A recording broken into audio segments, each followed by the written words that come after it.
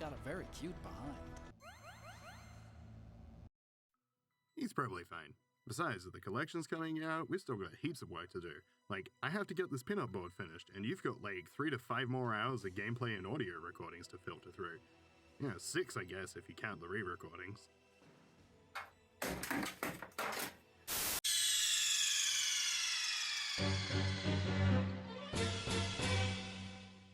So, once we're done rescuing Otacon from an extremely ironic death by anime ninja and listening to him perv over MERYL for a little bit, we're heading back up to the first basement level and looking for wherever MERYL is hiding and or being held prisoner.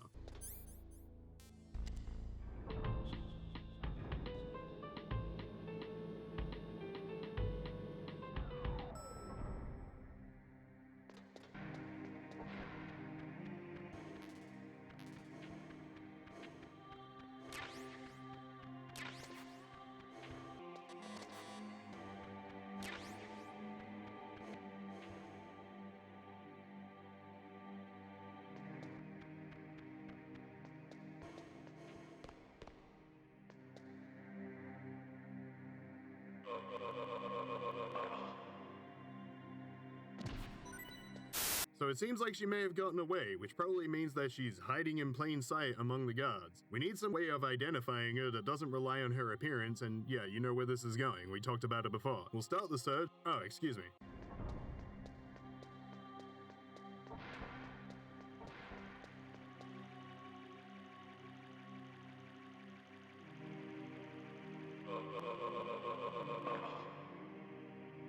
I mean, it obviously wasn't going to be the one pissing into the standing urinal. It's that distinctly feminine way of walking, you see, and there aren't any female soldiers in the NGSF, or femboys, I guess, so anyone walking around that way can only be MERYL. See? Snake staring at MERYL's jiggling ass as she ran away wasn't just perversion on the part of him or the devs. It was a purposeful jiggle. So we can't mercifully skip this section by just finding her hiding out in the women's bathroom, because then it wouldn't be copying the search for Gustava. So when we get into the office area opposite the elevator, it's time to get into first-person view and scope out that ass.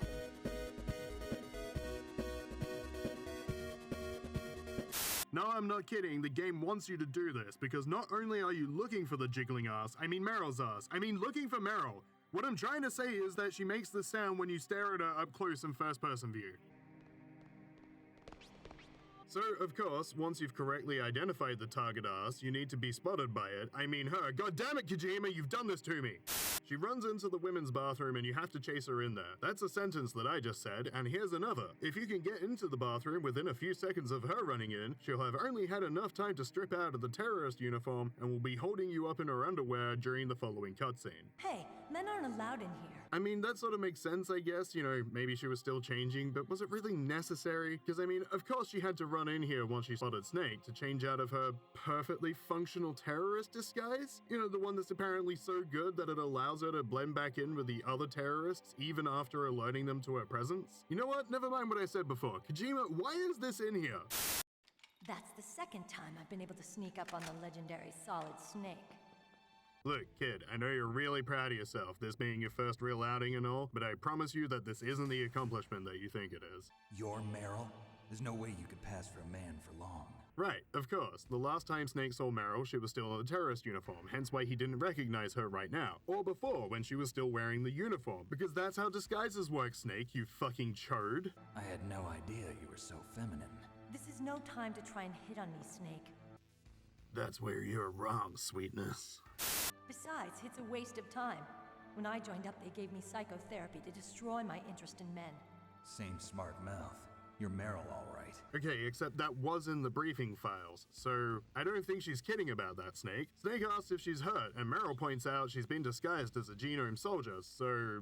So why'd you change? Good fucking question. You'd be a lot better off dressed like one of them. I got tired of disguising myself. The truth is, the uniform smelled like blood. That is not a good answer. Then Snake asks what the tattoo is that MERYL has, despite it clearly being the logo of your former unit, Snake, you profound fucking idiot. It's a paint tattoo. It's not real. I was a fan of Foxhound way back, when guys like you and my uncle were in it. None of that gene therapy like there is today. You guys were real heroes. Meryl, you're really not selling the idea that you should be a soldier, especially with the way she glorifies those old days of the unit and the people who were in it, just because they weren't genetically enhanced. Meryl, let me tell you, Snake was one of those soldiers, and I am absolutely certain that every MRE he has ever eaten was laced with, if not entirely consisting of amphetamines. Snake moodily points out that There are no heroes in war. All the heroes I know are either dead or in prison. okay, but you just said it's also a burn on Campbell, Meryl's uncle, who is presumably listening in on this and fucking seething at everything that's transpired since Snake first burst into the bathroom. But Snake, you're a hero, aren't you? Snake lays it out plainly as he sees it for Meryl, how he's not a hero at all, just a skilled murderer, a mercenary who has only ever fought for himself. He has no life purpose or goal, just an urge to cheat death and deal it out, hoping for the brief feeling that comes with it to let him know he's actually alive. Seeing other people die makes you feel alive, huh? You love war and don't want it to stop? Is it the same with all great soldiers throughout history? Why didn't you contact me? Yeah, Meryl, what the fuck? My codec was broken. Is that all? Shouldn't you just be happy we met up like this? Look, Meryl, I'm not really happy about any of this right now. How did you recognize me in disguise? I never forget a lady. Oh, that's what we're going with? That's how it is? Yeah, you've got a great butt. Oh, I see. First it's my eyes, now it's my butt. What's next? On the battlefield, you never think about what's next. Shut up about this. Battlefield! Shut up about this. Battlefield! Snake informs Meryl that nothing's budging with the negotiations and that he intends to stop the terrorists before launching a nuke. There are two ways. Either we destroy Metal Gear or... We override the detonation code. Snake asks if she has any of the card keys that Baker gave her, and Meryl confirms that she has one of them. Okay, well, at least we know she hadn't crammed it in her crotch. So while Snake is getting pissy about missing the other two keys, Meryl rightly points out that if they can't be found, then destroying Metal Gear is their only option. Snake relays that Metal Gear is being stored to the north, and Meryl insists that you take it with you because she knows this place better. That's technically true, I guess, but haven't you been here like a day? And it sounds like most of that would have been spent in that holding cell. Snake says no, again, and if nothing else, you can't fault him for his consistency on as to why. I won't slow you down, I promise. And what if you do? Then you can shoot me. Take the deal, Snake, before she... You know, I don't use makeup the way other women do. Here we fucking go again with this. You know, I don't make up other women. I hardly have myself in the mirror. I've always despised woman. I dreamed of soldier. I'm wrong. It wasn't really a dream. Father killed in action when I was younger. You follow Father's footsteps? Not... I thought if I'm a soldier, I'd understand him. So you soldier? I thought today, but understand. The truth is, I was just afraid of myself, of having my own life. But I'm not anymore. It's time I took a long, hard myself. I want to know who I'm capable of. I want to know why I've lived until now. I want to know. Take a good chance for a while. Wash your face. Yeah.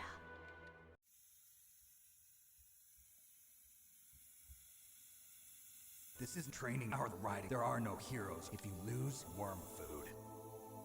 Yeah. That functional? Out of ammo. Where'd you get that eagle? The armory. Action Express. SOCOM too, but I this. Huh. The leftover, huh? Yeah.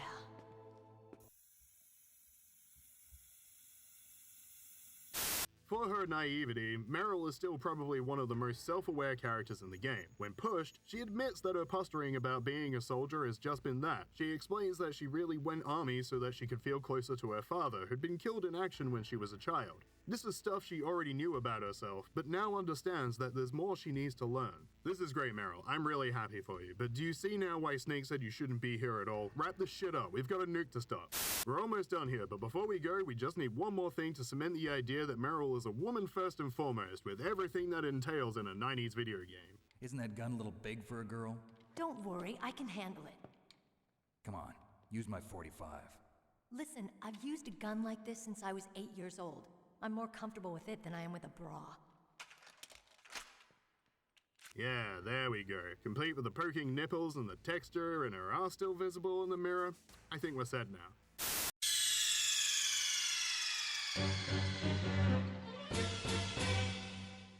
Finally getting to some useful, workable information, MERYL lets us know that we need to go through the commander's office to the north because the overpass is overfrozen. She also gives us a new security key. How much was she keeping in there? Do her breasts just have pockets in them? God damn! And then starts doing that thing again where she's feeling emboldened and starts taking on more responsibility than she's probably ready for. It's fine, I'm sure this will be fine. I'll be point man. Follow me. When you leave the bathroom, the two of them immediately notice that something's up. That's strange. There's no guard. What happened to the music? Before we look into that though, I just need to do something real quick. Great, now that we're ready, let's get weird. Like, weird even going by the standards of this channel. So far. Snake will stop in the middle of the hallway while MERYL runs ahead, poses in front of him, and then has a psychic migraine. Ed! Oh, it hurts! What's wrong? Don't come here, Snake!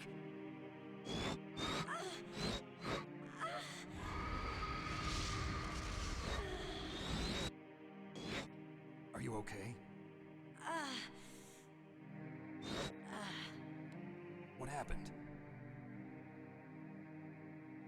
I'm fine. Okay. Let's go. Yeah, I think this is just standard possession stuff. There are some subtle tells, you know, like the way it seems like she's familiar with the concept of walking, but unfamiliar with doing it in this body. Speaking with two voices, that's a classic one. Come on, Mr. Foxhound. The commander is waiting. Yeah, perfectly normal. Oh, and the evil dead camera zoom into the room, and hey, MERYL, when I said things weren't getting better for you, they still don't. So you get into the office and the demon inside MERYL immediately betrays you.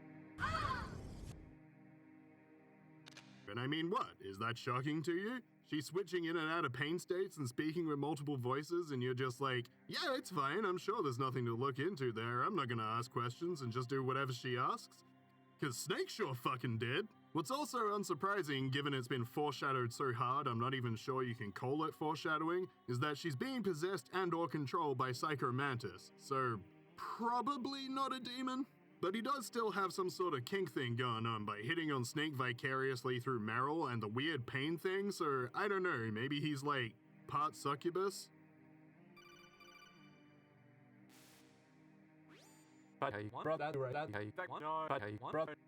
Look, I know what I said.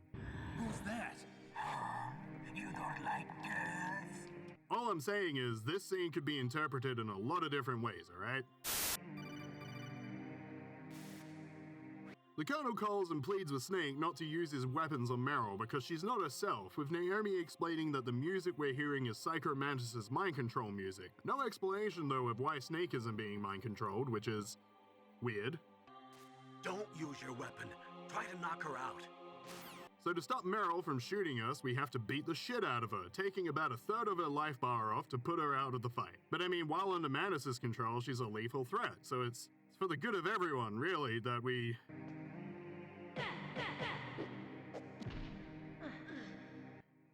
Yeesh. Useless woman. Dude, come on, that's... And people get upset about the fucking nostalgia line, Jesus. Optic camouflage, huh?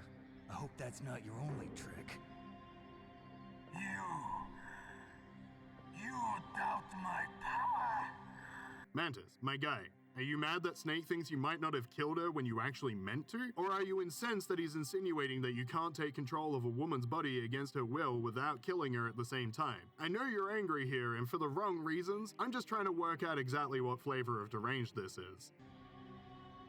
Now, I will show you why I am the most powerful practitioner of psychokinesis and telepathy in the world. Oh fuck, is he gonna make me go insane? Make me forget who I am or what I'm even doing here? Explode my heart? Is he going to take control of my mind and force me to dig out my own?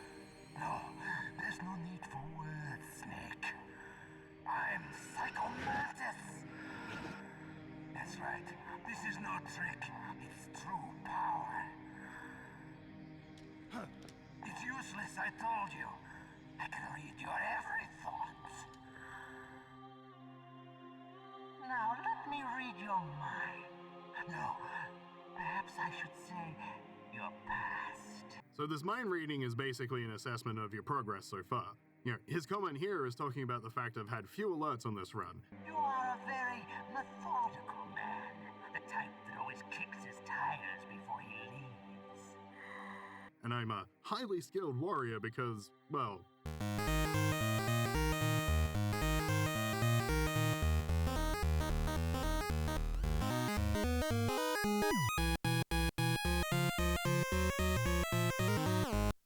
He also remarks on how I've not fallen victim to any traps and then gives a polarizing declaration of how it makes me either very cautious or a coward. What great power of suggestion you have there, Mantis. If Snake were truly brave, he'd just fucking off himself in a pit, I guess?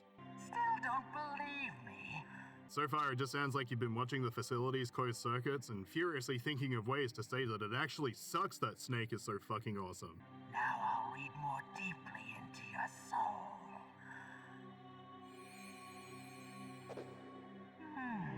Your memory is completely clean. So this is the section where I was going to talk about how the soul that Mantis reads is actually your PS1 memory card, and if you've played a bunch of the other Konami games that were around at the time, then they'll get mentioned by Mantis in this section, and he'll even specifically talk about how you like Konami games, which I do, but for reasons I don't have time to go into now, I had a problem with my totally legit hardware and copies of all these games that can only be likened to DuckStation not reading other games as files on a virtual memory card in a way that I expected, and so the "your memory is completely clean" line is actually in reference to the fact that none of the trigger games for these lines have save files on my memory card. And so all of this is a roundabout way of saying that first, I'm definitely not pissed about fucking around with those games and wasting a bunch of time because that definitely didn't happen. And two, Azure Dream sucks, and if you disagree, then you're wrong. And three, there you go. That's me. I did that. I will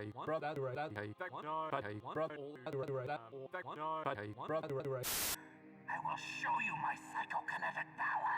Here it comes, Snake.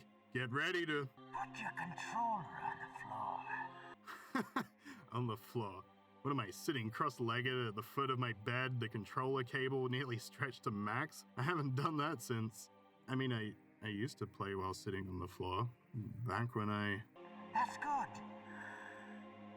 Now I will move your controller by the power of my will alone.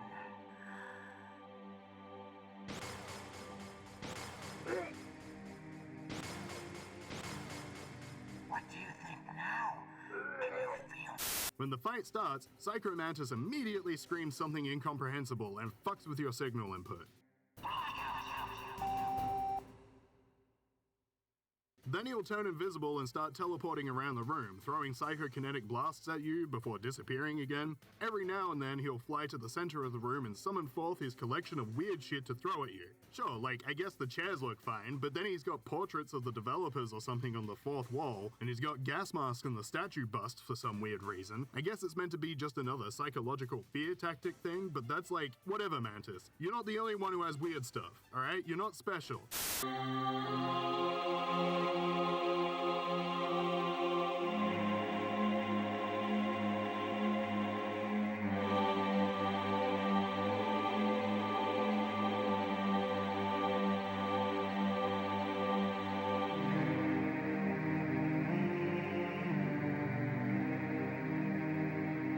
If you try to shoot him, he'll just duck out of the way or teleport around it, because that's the other part of the reading your mind shtick. He knows what you're going to do. So if you can just dodge out of any attempt to hurt him, then what are you supposed to do? Well, first off, if we call Campbell, Naomi takes the call and fills you in on Mantis's background. Former KGB, there's a lot of former Russian intelligence involved in this up, isn't there? I'm sure that won't come up again. Anyway, after the collapse of the Soviet Union, Mantis came to America looking for a job, which he found with the FBI working as a psychic profiler. Naomi says that 5 years prior to this mission, he was working the case of a multiple serial murderer. I think we just call them serial killers these days. And during this case, he got too far into the killer's mind, becoming just like them. Campbell asked if it was the killer's thoughts that infected Mantis's mind, which Naomi skillfully glosses over without saying saying one way or another. She does say, however, that after this point, Mantis became a psychic spy for hire, working all over the world, which is when he was recruited by Foxhound. God damn it! So the usual way of beating Mantis here is to switch the controller over to the second port, because this is only a single player game, so Mantis isn't attuned to the second controller port, you see. He wasn't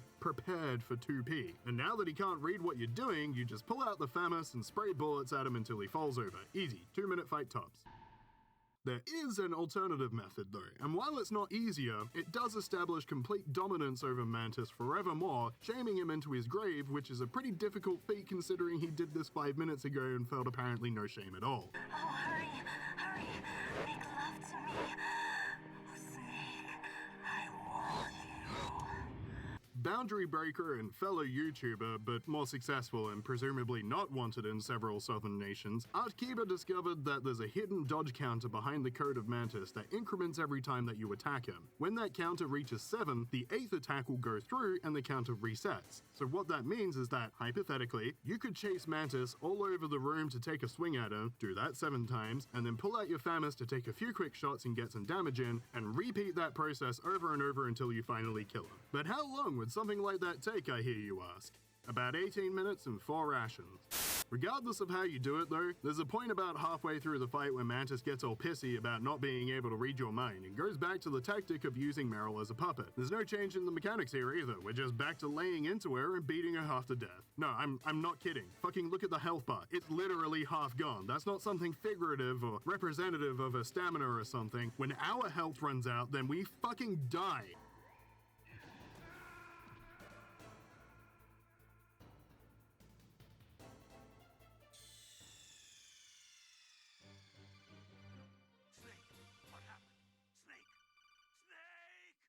So I assume it's the same for her. She's not done though, because supremely pissed that he can't kill you himself or manipulate MERYL into doing it for him, Incel Mantis brings her back up a 3rd time to just shoot herself in the head. MERYL, stand right where he can see you and throw your brains out. Ah! Stop! MERYL! And how do you think we stop her from doing that?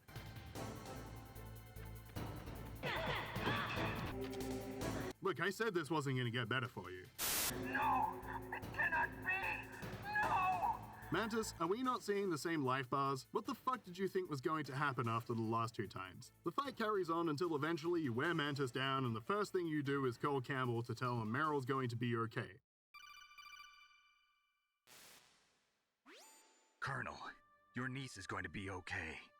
Thanks, Snake.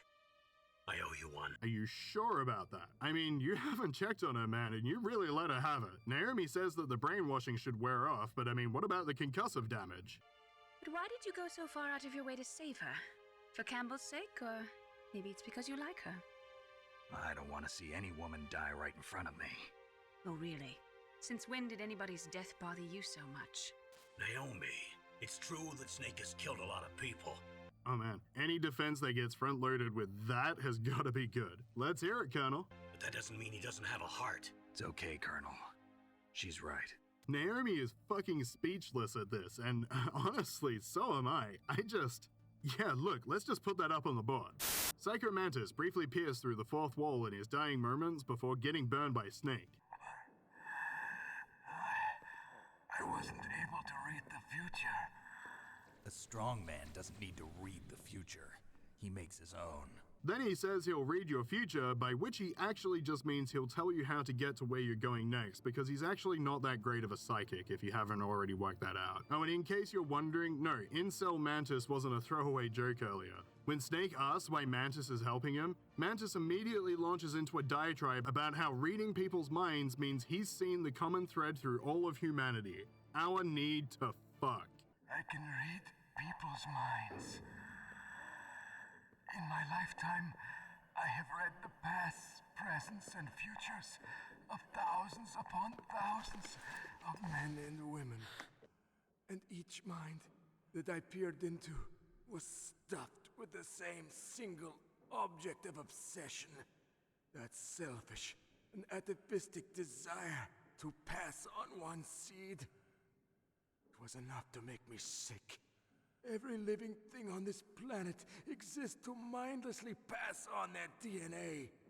More accurately, our need to procreate, I guess, but the whole biological drive to throw DNA at each other and continue the human race just absolutely disgusts Mantis. But I mean, look, he clearly isn't against sex in general. I mean, look at what he's wearing. There is absolutely no need for that in this or any other context. And again, the voyeuristic domination of MERYL thing from before?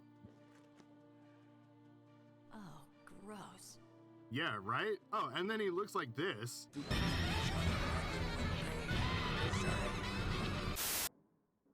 But you are different.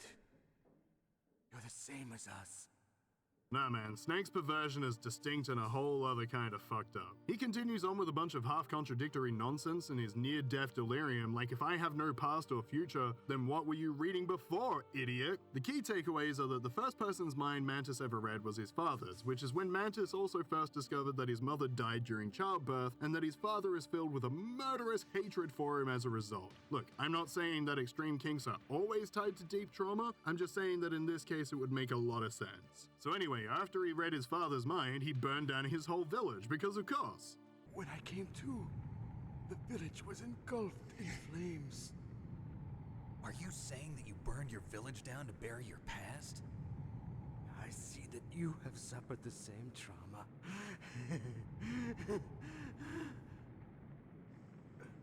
We are truly the same, you and I. Fucking what? The world is a more interesting place with people like you in it. I never agreed with the boss's revolution.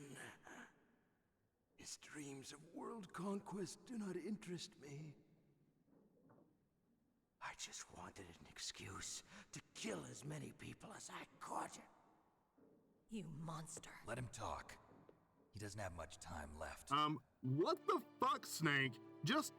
No, just let her finish him. Mantis uses these precious last moments granted by Snake to shit-talk him and to complete his violation of MERYL by saying he read her mind too and outing her feelings for Snake. I've seen through evil. You, Snake, you're just like the boss. No, you're worse. Compared to you, I'm not so bad.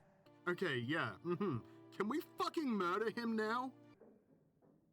I have a last request. Do you now? Well, gee, I couldn't say no to a dying man, though considering the man and everything you've said up to now, I have to tell you that my asshole is just a puckered swamp in anticipation of what you'll say next. My mask.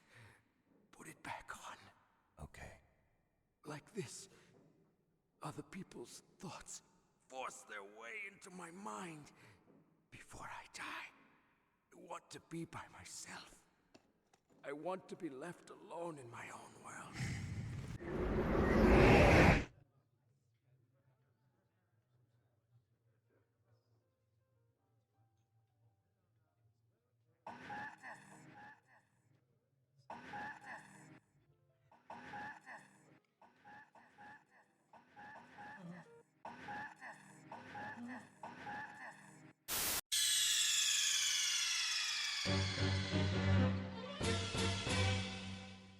His dying words are, I'll open the door for you.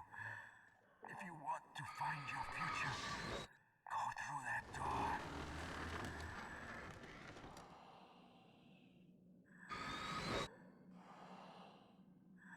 This is the first time I've ever used my power to help someone. It's strange. It feels kind of nice. compared to the original Japanese lines of,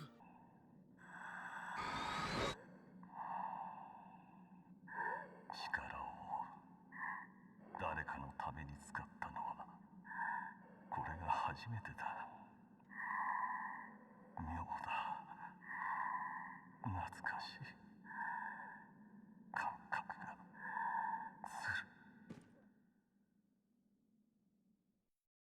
る。The big difference from the original Japanese was the translation for Natsukashi. Literally translated, it just means nostalgic. In praxis, it's a kind of exclamation, usually taken to mean, I'm feeling nostalgic, or this is making me feel nostalgic. It's like when you watch, play, read, or do something that you haven't done in a long time, and memories of it come flooding back to you. So maybe you'll say, ah, this takes me back. Well, similarly, that's what Natsukashi is. It's booting up Metal Gear Solid, hearing that classic Sony sound of... and with a contented sigh, quietly saying to yourself, ah, Natsukashi. Now, the difference of this one word is the subject of much contention in the past, with detractors of Blaustein's translation work saying it's a prime example of how he changed Kojima's original writing. So with that in mind, let's dig a little deeper into the meaning behind these lines. The original Japanese line of Mantis saying that helping Snake makes him feel nostalgic could be taken to mean that, at one time, Mantis wasn't a fucking psychopath that enjoyed hurting people. Saying it makes him nostalgic implies that he's helped people before, that this is reminiscent of those other times when he's helped those in need. It speaks to, perhaps, a character that has fallen a long way to become what they are now, and, in their final moments, are recalling that distant memory and attempting to honor it in some way. The translated English line makes Mantis seem much less sympathetic. It suggests that Mantis has never helped anyone, perhaps never even cared for them, and so the idea of extending an arm to someone in need hadn't even occurred to him. To perform a selfless act and then feel surprise at the positive feeling it inspires within him makes Mantis seem like a complete wretch, having not discovered this in his years even by accident. It isn't redemptive, it's saddening. We're not supposed to feel compassion or empathy, only pity. As far as I'm concerned, both of these interpretations of the character work for this game on its own, and both are great takes.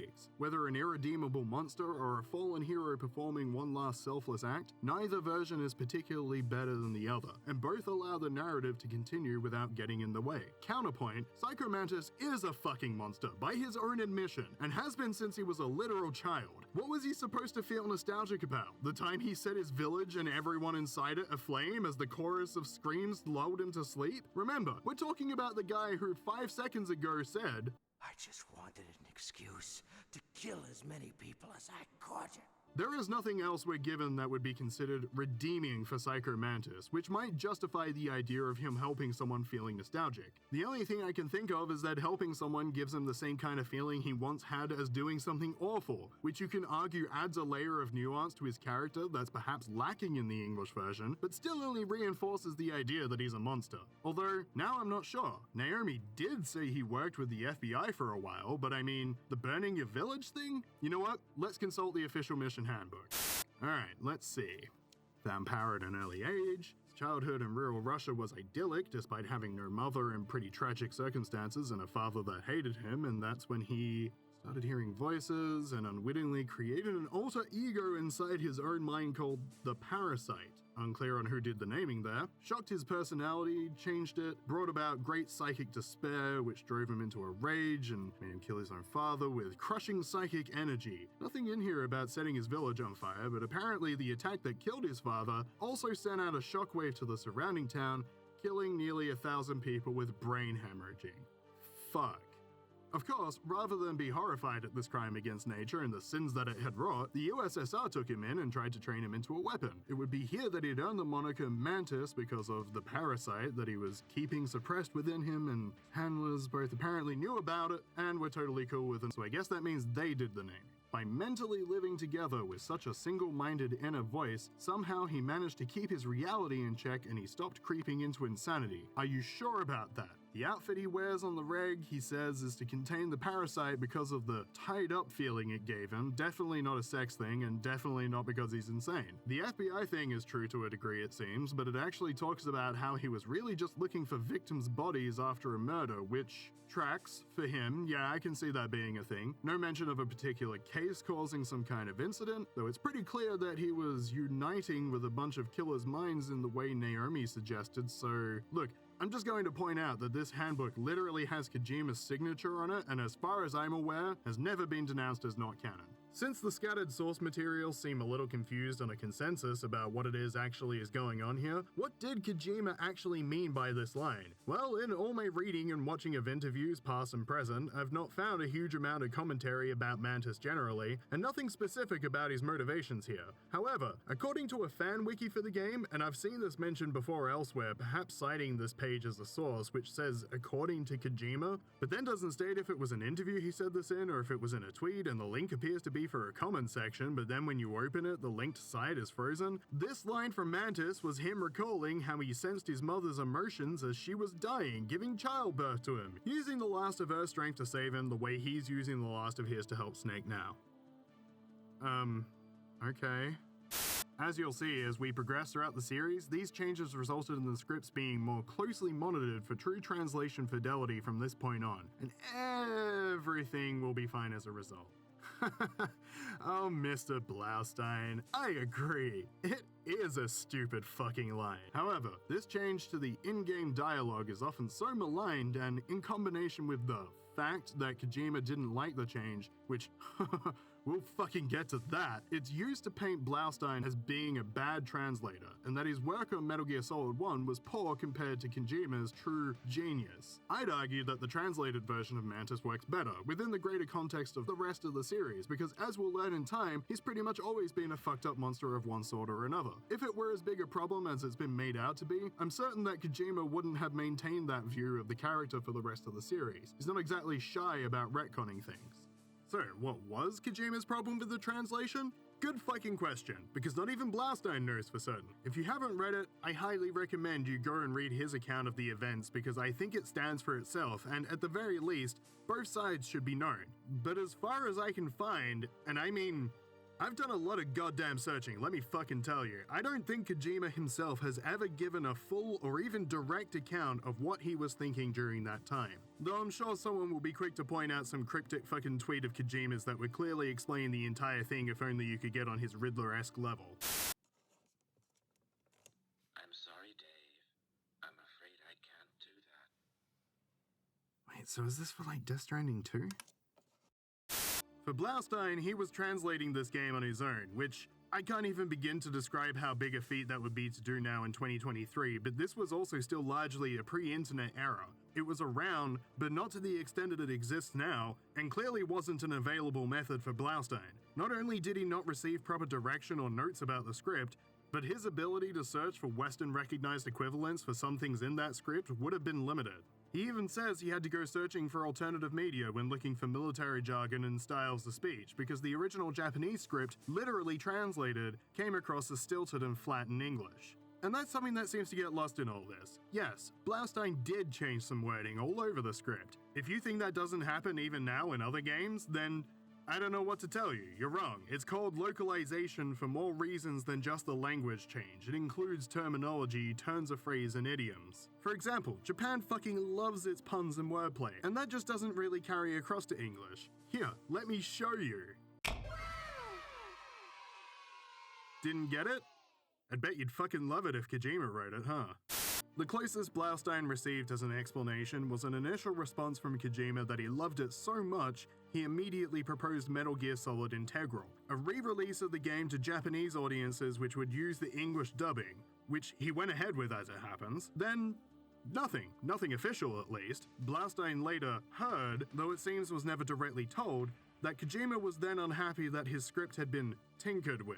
I have to wonder just how unhappy Kojima actually was though, and what the circumstances were around it. I mean, this is the same guy who, in an interview around the same time, laughs about his art director coming in and just changing things during the design process. If you read through the interviews that Kojima gave around this time, he doesn't mention the translation or its problems at all, but something that does come up pretty frequently is that he clearly valued the input of his team. Was he really as upset as Scuttlebutt suggests? Considering there's about the same amount of evidence for both, I'm much more willing to believe that there was perhaps just some sort of misunderstanding that, through rumor, was blown out of proportion, more than I am that Blaustein somehow single-handedly sabotaged this multi-award-winning, beloved by all gaming classic. Which, like, that's not hyperbole, by the way. Almost everyone loves Metal Gear Solid. It's because it's a good fucking game. And I mean, you know, it's not like translation issues will ever come up again in this series, right? Right? And yet, despite all this, you'll still see some people bringing up the original story to say shit like, in the original, she said training rather than exercise, and that somehow makes any kind of difference because Blaustein likes to change things and's better in Twin Snakes. Yeah, I see you. Twin Snakes, by the way, wasn't overseen by Kojima, but we'll get to that another day. However, it does have its own problems, and while I will defend it until my dying breath as being a lot of fun for a lot of reasons, I just want to be clear that the bastion of accuracy that they're referring to in Twin Snakes also has shit like this.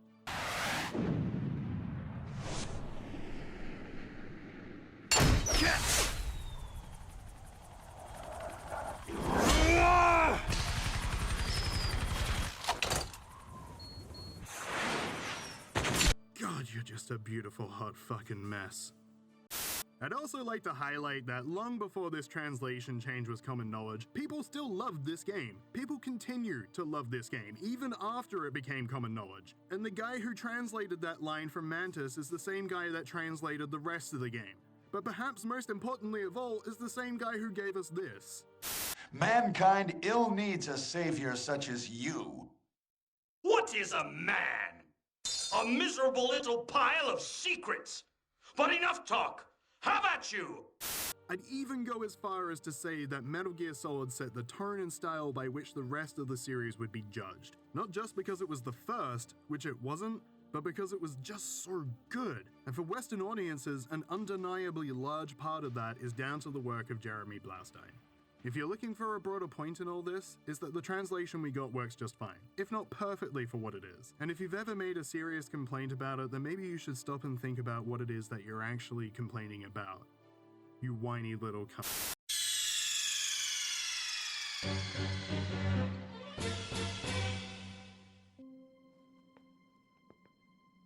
Let's go, MERYL. I'm sorry. MERYL? How could I let Mantis control my mind like that? Oh, well, see, there are these psychic shield implant things that can stop it, but only certain people have been fitted with them. You didn't get them either, huh? They didn't even tell me about them in the briefing, you know. So obviously, having just come off of being psychically manipulated and nearly being beaten to death by Snake, MERYL's having a bit of trouble processing all this. So Snake lets her down as gently as possible. If you're gonna doubt yourself, I'll leave you here.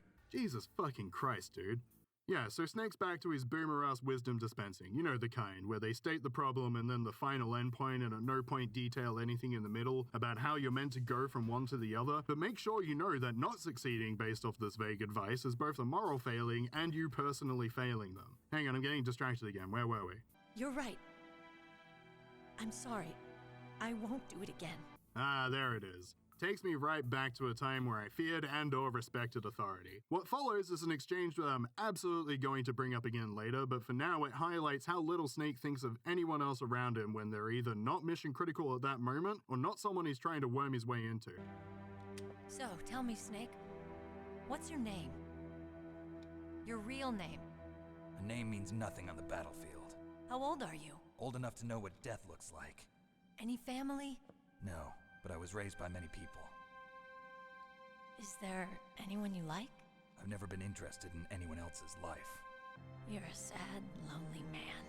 God, yes, what have I been trying to tell you this whole time? Past the secret bookcase are a few interconnected caves, inside of which...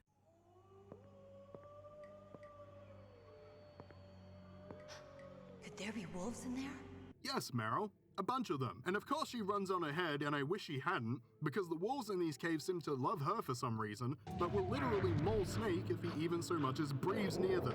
The caves are dark and there are a bunch of dead ends, so the chances of wolf mauling becomes ever higher the further in you go. There's a couple of different ways you can get around this, which I'm not going to go into right now, or ever for that matter. I always kind of hated this section, so I'm not even going to try. Look, don't be weird about this. If I could snap their necks, I would. MERYL is waiting for you on the other side, and the two of you pass through to a long, ominous-looking hallway, the first part of which is trapped with mines. MERYL tells you to wait, then perfectly navigates around them, saying that when Mantis was delving into her mind, she got glimpses of the layout of where the mines were in this area. Are you impressed? Well, a little bit. Only a little? Well, I mean, yeah, all you're doing is just remembering junk data Mantis left in your head, and this is just the intended progression. I have a better method. You really are a rookie, Meryl. This way you avoid triggering them and you get free explosives. That's like the oldest trick in the book. Oh, for fuck, already? Can I please just finish telling off a character before they're fucking murdered? Just once. Please? I guess I am a rookie after all. Quiet down. Save your strength. I was a fool. I wanted to be a soldier. But war is ugly. There's nothing glamorous about it. Snake, please save yourself. Go on living and don't give up on people. Don't forget me.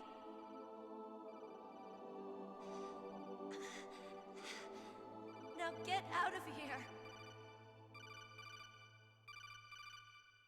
Your codec goes off and the colonel shouts Meryl's name even though he's only talking to you, unless this is a conference call and I just didn't notice, or other people can hear your calls and everyone's just been lying to me. Honestly, the way the codec logic functions in this game narratively just barely— Wait, fuck yeah, Meryl. Naomi identifies your attacker as Sniper Wolf, saying how she can wait for weeks at a time for the perfect shot, or something. I don't know. This is awfully long and expository for an emergency situation, don't you think? You can't see her from where you are right now because she's at an elevated position, so she can see all the way down the hole. It's the classic sniper's position. And as the colonel correctly points out, the distance is too great for your current weapons to be effective, so we'll need a sniper rifle. Colonel, take it easy. I'm gonna save Meryl no matter what it takes. Okay. Thanks. What's wrong, Naomi? She literally didn't even say anything. Nothing. I'm just surprised you're willing to sacrifice yourself. You got the genes of a soldier, not a savior. Please save yourself. Trying to say that I'm only interested in saving my own skin? Don't give up I on wouldn't go that people. far, but Stay out of her range and shoot at her with a sniper rifle. Yeah, but where can I find a sniper rifle? I can't ask Meryl. Otacon, have you ever seen a sniper rifle anywhere on this base? A sniper rifle? I saw a PSG-1 in the armory in the second floor basement of the tank hangar. The second floor base is the tank hangar. I have to go all the way back there? What's wrong with you, Otacon?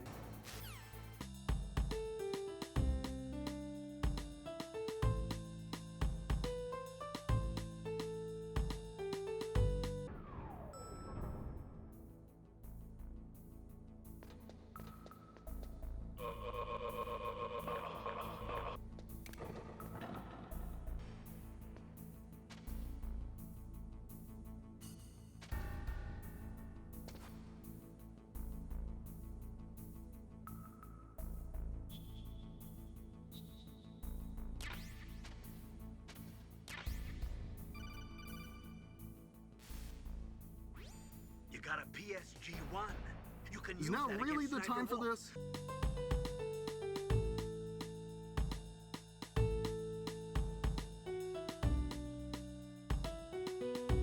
And when you get back to the corridor with Sniper Wolf, Meryl is missing and there's just an ominous bloody patch on the ground. Anyway, I'm gonna level with you. The game doesn't really give much of a shit about Sniper Wolf. She's here to serve as the plot and, at times, the fans, and that's about it. If you call Naomi back, she'll give a little bit more detail about how she operates, but not a lot, and nothing about the character herself. Both Master and Nastasha focus entirely on sniping tips and don't even mention her by name. Otacon's all clammed up about her for some reason, and Meryl... Oh yeah. This is probably one of the more difficult boss fights of the game, if only at the start, because Wolf already has a bead on you and you still need to get set up. Crouching down, going prone in just the right direction, equipping the rifle, which means going into a zoomed first-person view that controls like a brick in a washing machine and takes an age to aim in any direction, and if you get hit then it completely fucks that shot up, usually sending the reticle off somewhere to the side, which leaves you open for another shot. This is the fight, have fun. Assuming you get the reticle over Wolf before she's already taking her next shot, Snake's hands shake like an arthritic something funny, probably from the adrenaline, the freezing temperature, and the fact that a scoped PSG-1, even without a full magazine, weighs about 8-ish kilograms, which is probably hard to maneuver without a tripod. I know I joke about it, but someone is almost certainly watching my internet history search behavior at this point. The way to counteract this is by taking diazepam, which, that's Valium, for those more familiar with that name. Basically a strong tranquilizer, and Snake is using it to steady his goddamn hands. Considering the short time it lasts for in-game, Snake must be riding the same kind of tension as your average crackhead in the grips of a weekend Gosnell's bender. Once you get line of sight on her though.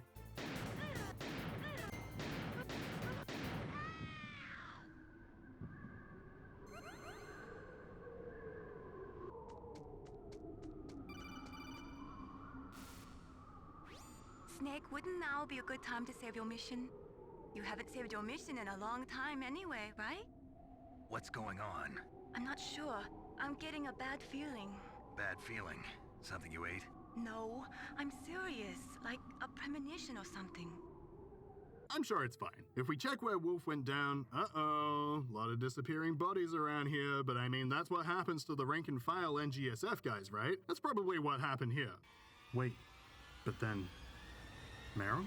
Heading over to the door, though... Don't move!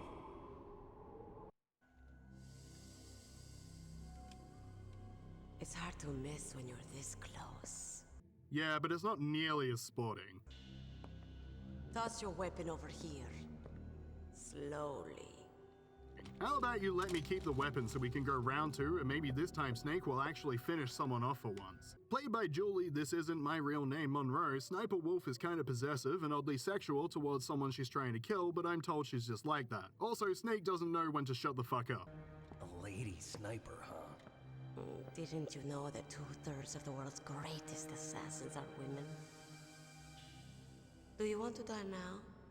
Or after your female friend? Which will it be? I'll die after I kill you. Dude, canonically, you haven't killed anyone yet. Don't go making threats you can't make good on. Anyway, Wolf doesn't really say anything of plot consequence other than the fact that she'll be inappropriately thinking about you until she gets the chance to shoot you again. Got it. I've left my mark on you. I won't forget it. Look, that's weird, but also kind of hot, and I'm just now realizing that playing this game for the first time at 8 years old was probably pretty formative for my personality. Know what I'm saying? It certainly informed a lot about my interests going into my teen years, you get me? I'm saying a video game gave me a fetish.